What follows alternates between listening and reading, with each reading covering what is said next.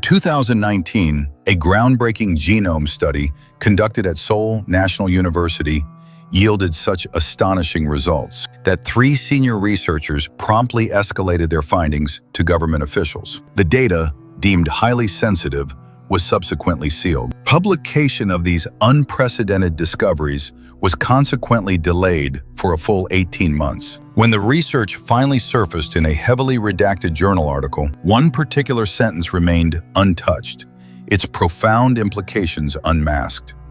Korean genetic markers contain sequences that predate every known migration pattern in Asia. This was no error or anomaly. The results were independently verified by 5 separate laboratories. The Korean genome, it turns out, carries ancestral components that defy full explanation by current scientific models of human migration. This isn't merely about recent historical periods or the tracing of dynastic bloodlines.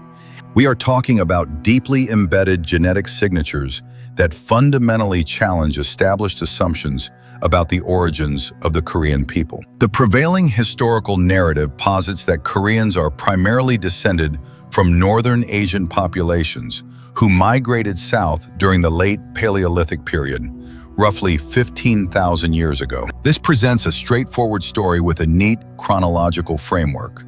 However, the DNA tells a distinctly different and far more complex tale.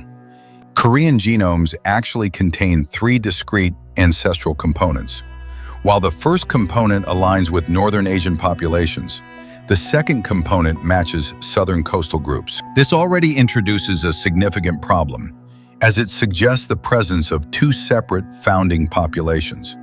But it was the third component that triggered the lockdown. This third genetic signature, remarkably, does not correspond to any known population in Asia. It shows no match with Siberian groups, Mongolian populations, various Chinese ethnic groups, or Japanese islanders. When researchers meticulously compared it against ancient DNA databases from archaeological sites spanning Eurasia, they discovered perplexing partial matches in 3 geographically distant locations: the Caucasus Mountains, the Pontic Steppe near the Black Sea, and, quite surprisingly, the Levant region of the ancient Near East. Crucially, these are not recent connections. Genetic dating places these markers at an astonishing 7,000 to 9,000 years old. This implies that these genes entered the Korean gene pool during the Neolithic period, millennia before any historically documented contact. Standard migration models are utterly incapable of accounting for this. Dr. Kim Yoon-ha, one of the lead researchers whose name appeared on the redacted study, gave exactly 1 interview before falling silent. Her response was meticulously crafted. She stated that genetic data suggested contact between Korean populations and groups from Western regions occurred much earlier than historical records indicate. Following this singular cryptic statement, she ceased taking calls. What makes this situation even more peculiar is the linguistic evidence. The Korean language is officially classified as a language isolate, meaning it shares no clear genealogical relationship with any other known language family. For decades, linguists have diligently attempted to link Korean to Altaic languages, Japonic languages, and even Proto-Dravidian languages, but none fit cleanly. It appears as though the language developed in complete isolation, a perplexing notion for a peninsula physically connected to the Asian mainland. However, when this profound linguistic isolation is overlaid with the genetic anomalies, a compelling pattern begins to emerge. Korean culture, language, and DNA collectively point to a population that either developed in extreme isolation or originated from an ancestral source that current demographic models simply cannot explain. Researchers have begun using the term ghost population to describe the unknown ancestral group that contributed this enigmatic third genetic component. Old Korean contains words whose etymology remains obscure. A prime example is the Korean word for iron, chol. This word does not derive from Chinese, Japanese, or any reconstructed Proto-Altaic root. It exists in striking isolation, much like the perplexing genetic markers themselves. The Caucasus connection, in particular, proves profoundly troubling for mainstream academics. The Makop culture, which flourished around 5,000 years ago in the Caucasus, exhibited sophisticated metallurgy and complex social structures. Genetic studies of Makop remains reveal unique markers which also appear in ancient Levantine populations. Intriguingly, these very same markers are present in modern Koreans, but not in surrounding Asian populations. The statistical probability of this being merely random genetic drift is functionally zero. The Amsadong Neolithic site in Seoul offers some intriguing clues. Excavations have revealed a settlement dating to around 6,000 years ago, featuring pottery styles that have no clear precursor in the region. The pottery appears remarkably fully developed. Similar patterns are observed at Julmun pottery sites across the peninsula. Julmun pottery, dating from between 8,000 and 3,000 years ago, showcases design elements that some archaeologists have tentatively compared to pottery from the Black Sea region. How did they get there? One prominent hypothesis suggests an ancient maritime route. If coastal populations from the Levant or the Caucasus had developed advanced seafaring technology much earlier than is currently believed, they might have followed coastal routes eastward, reaching the Korean peninsula. This scenario could account for the absence of land-based archaeological evidence. However, there is simply no archaeological evidence of advanced seafaring in the Caucasus or Levant during the required timeframe. The second hypothesis proposes a northern route through the Eurasian steppe. Proponents suggest that a population migrated east from the Caucasus region, moving through Central Asia and eventually reaching Korea via Manchuria. Nomadic populations do not construct permanent settlements, which explains the lack of material culture. The major flaw? Every modern population along that proposed route exhibits only diluted versions of these Western markers, or none at all. Yet Koreans display these markers at concentrated levels. It's almost as if the ancestral population teleported to Korea. The third hypothesis is one that researchers broach with notable caution. It suggests that the Korean peninsula itself served as the origin point for a population that later migrated westward, contributing to the gene pools of the Caucasus and Levantine regions.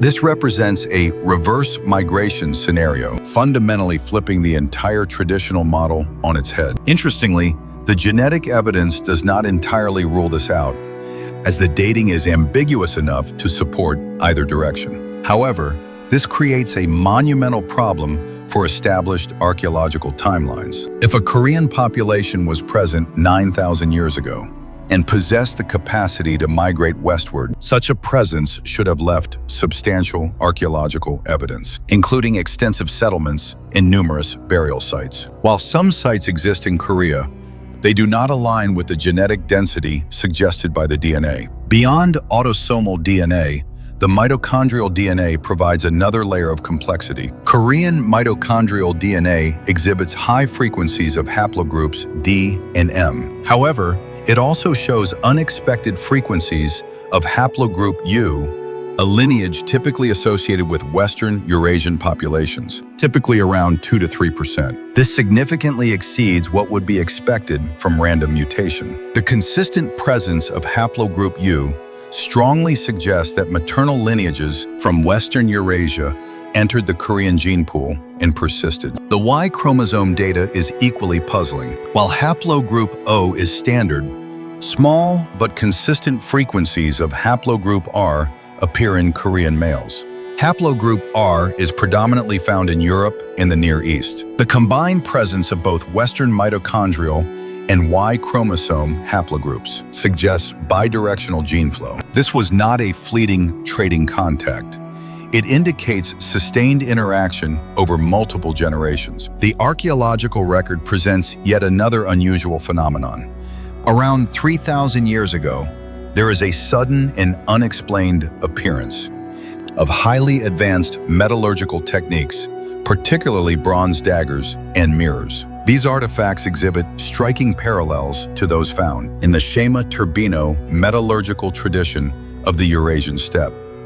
Around 4,000 years ago, highly sophisticated bronze working techniques appeared simultaneously across an immense area. Korean bronze work shows enough similarity to strongly suggest contact with this vast network, despite being at the absolute eastern extreme. Furthermore, ancient DNA extracted from dog remains, found at Korean Neolithic sites, reveals genetic lineages that trace back to dog populations from Central Asia in the Near East. The presence of these Western dog lineages strongly suggests that people, not merely trade goods, undertook this extraordinary journey. This is where government involvement becomes highly relevant. In South Korea, genetic research transcends academic inquiry. It is intrinsically political. The government has actively funded studies aimed at establishing a clear genetic continuity to counter historical claims made by neighboring nations. Consequently, when research yields results that complicate the narrative of indigenous continuity, the situation becomes exceedingly sensitive. The 2019 study experienced significant delays and strong encouragement for researchers to frame their findings in ways that emphasized Korean uniqueness. The term ghost population was favored over Western ancestry. Nevertheless, independent researchers have begun their own analyses. A 2022 paper published by the Max Planck Institute confirmed the presence of Caucasus-related ancestry in Korean genomes, noting that this ancestry is both older and more concentrated than in neighboring East Asian populations. Researchers employed whole genome sequencing on over 500 Korean individuals, focusing on single nucleotide polymorphisms. Admixture modeling revealed modern Koreans derive approximately 60 to 65% of their ancestry from northern East Asia, 20 to 25% from southern coastal Asia, and a significant 10 to 15% from this enigmatic Western source. What the data unequivocally demonstrates is that Koreans represent one of the most genetically unique populations in East Asia, serving as a terminus for migrations and a vital refuge. Crucially, classified research will inevitably transition into the public domain. When this invaluable data becomes universally accessible, we can anticipate a profound paradigm shift in established historical narratives. The DNA itself is articulating a story that conventional historians have not yet had the means to fully record. We are observing the echoes of profound movements that reshape the entire Eurasian continent.